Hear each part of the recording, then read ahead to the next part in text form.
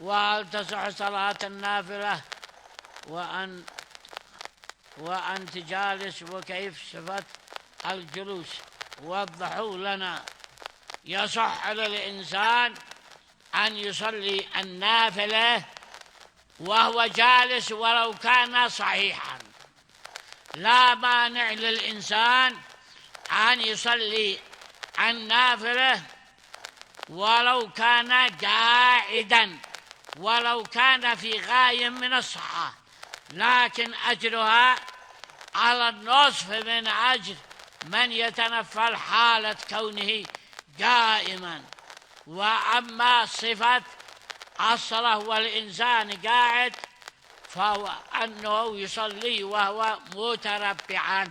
قال بعض العلماء يصلي وهو على ركبه مثل ما في حال التشهد، وقال آخرون أنه يتربع ولا يكون رابخ مثل ما حال التشهد، بل يكون متربعان مثل ما يتربع حينما يتكي.